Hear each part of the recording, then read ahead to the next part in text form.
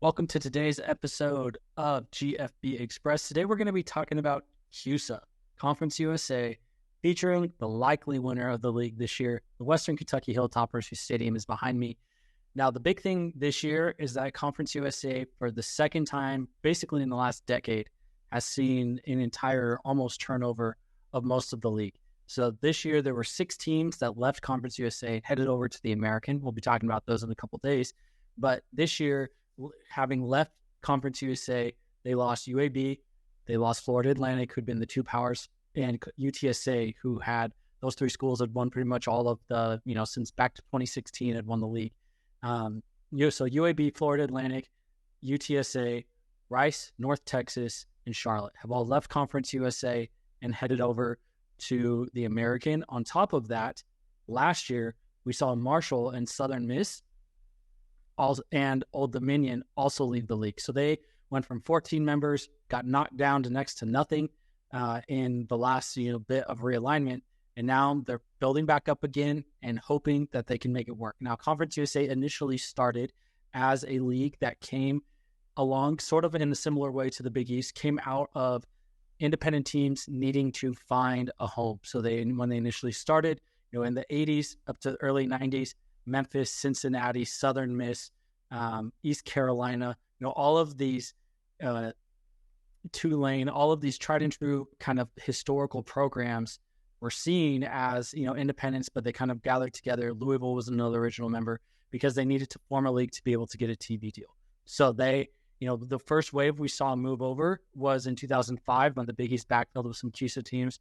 And then when the Big East fell apart again after the ACC raided the conference, there was pretty much a mass exodus. So if you look at the American now, it is exclusively made up of teams that at some point were in Conference USA. And, this year now we see where everybody in the league, the earliest team to have joined the league right now is UTEP, who was part of the Western Athletic Conference, the WAC, rest in peace, forever. And then they moved over with some of the WAC teams that were way outside of the WAC footprint, moved over as the backfill. So went from teams on from Conference USA to the Big East, and Conference USA in 2005 turned and they pulled in, schools like UTEP, SMU, and, they pulled in Tulsa at the time, Rice. So they pulled in a bunch of these schools from the WAC that just made sense in a better geographic footprint. So UTEP is the oldest team. They've been there since 2005, and everyone else is new.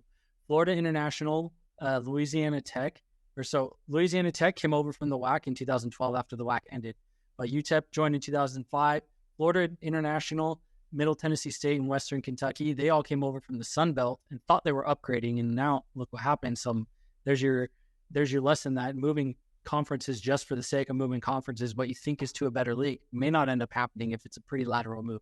So those 3 Sun Belt schools came over, and now this year we've got 400 teams joining. We've got Jacksonville State. Surprisingly, their head coach is Rich Rodriguez. So he's floated around for a little bit, but Rich Rod is back at the FBS level. Jacksonville State is in Alabama, not in Jacksonville, Florida. And they have been around, kind of flirted around, been a decent FCS program, but they saw this as their chance to jump. Liberty, who famously, offered a $20 million buy-in a few years ago on Conference USA, said no. Suddenly, the Libs are here now, and they were there kind of by default because the league office had nowhere else to go. New Mexico State has been plodding along as independent. They're football only in the Sun Belt for a few years after the WAC fell apart. Sun Belt kicked them and Idaho out. Idaho dropped down to FCS. New Mexico State has had an abysmal time as an independent. They're only about 30, 40 miles away from UTEP, so they're happy to finally be back in the league. And then Sam Houston State, who won the FCS spring season championship in 2021. So that in COVID, they pushed that season to the spring. Sam Houston State, they won that championship. And Casey Keeler, who's also been in the championship game in Delaware, he's a great coach. They finally saw this as their window to move up as well. Now, Sam Houston, they're originally part of this. They're moved to the WAC out of the Southland in hopes of the WAC moving up and becoming an FBS conference again. That kind of got derailed as they made that jump quickly and just skipped out. They were only in the WAC for a year, moved over, and now are going up to Conference USA. And then next year, they will also see the addition of Kennesaw State, who's only been playing football for about less than a decade, but they're north of the Atlanta area, but still in the Atlanta metro, a lot of talent in the area. So really, Conference USA, really everyone is new because we've got, other than, UTEP joined in 2005, but FIU, Louisiana Tech, and Middle Tennessee all joined in 2013. Western Kentucky was a year behind them in 2014. Then Jacksonville State, Liberty, New Mexico State, Sam Houston, all joining this year. Of those, Liberty, with their new coach, Jamie Chadwell, coming over from Coastal Carolina, they're probably a quarterback away this year. Grayson McCall did not follow Chadwell from Coastal Carolina. So the big question of who's going to be their quarterback in that spread triple option, it's that really, it's similar to what we saw under Kenny Montalolo in Navy, not in terms of it being a triple option, under center, true like flex bone offense, but in that it depends on the quarterback. That offense can only be good as the quarterback's decision-making is fast. And there's a big question mark of, can that get mastered in one offseason? What can Jamie Chadwell do? But when you look at this program in terms of, or this conference in terms of what can NIL do, who has money, who actually has fans that are going to show up to their games, there's only two programs that really stick out here. You have Liberty, who's got all of the backing of, with a lot of political influences around the university, kind of as being the premier, maybe the only major evangelical university in the country. And then Western Kentucky. Western Kentucky was a long-time FCS power.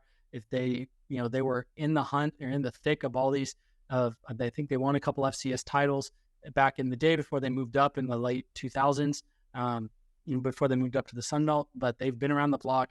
This is going to be their third year in a row where they started the import thing. They got in, they bring in a quarterback or bring in a new OC, bring in his quarterback, maybe a couple receivers, try to plug and play an offense that was really successful at the FCS levels, get everyone to move up, try to see what happened. We saw Bailey Zappi have the best passing season in NCAA history, and, then they get picked off. So they're trying to do this plug and play reload thing. How many times can they keep that going? I don't know. Tyson Helton is their head coach. His brother, Clay Helton, obviously was the head coach at USC for a long time and now down at Georgia Southern. But they are a good coach team. They last won the league in 2016. Jeff Brom was there before he headed over to Purdue, and they were a good, and he won back-to-back titles there. This is a conference that is trying to pivot, and they're trying to take on the MAC and doing more of the Tuesday night games. Their last media deal was abysmal. They lost 6 teams, and now it's probably going to be even worse. But they were only getting, their programs before were only getting like $300,000 or $400,000 a year. And if you wanted to find a gain, you were looking on Twitter, you were looking on Facebook. There was some channel called Be In. They had stuff on Stadium. It was a mess. They've consolidated this year. They said, hey, we'll ESPN Plus or bust. If we can hopefully get a game on ESPN News on Tuesday night, we'll take it. And this really is the bottom of the barrel league for FBS, where there's no real cultural fit. You have Florida International that's really struggling across all their sports. I think they only average like 400 or 500 fans a game in basketball. They're down in Miami, really far away from the rest of the league. These schools don't have big endowments. They don't have a lot of fan support. This is really the league where you're questioning, like, what are we even doing here? It doesn't even make sense for half of you guys to be here. And so with all this new influx of schools, especially, with them adding, Liberty is a recent move up to FBS, but they're adding Jacksonville State, they're adding Sam Houston State, they're adding Kennesaw. Will they see the benefit that the Sun Belt saw when they added some FCS schools that had good, decent fan support, and those schools moved up and kind of, have risen towards the top of the league, where now we expect App State to kind of be at the top end of the Sun Belt? Will we see the same thing in Conference USA? Hit like and subscribe, fuel the algorithm, and check back tomorrow as we continue our preview of new conference realignment and new homes for new schools as GFB Express moves on.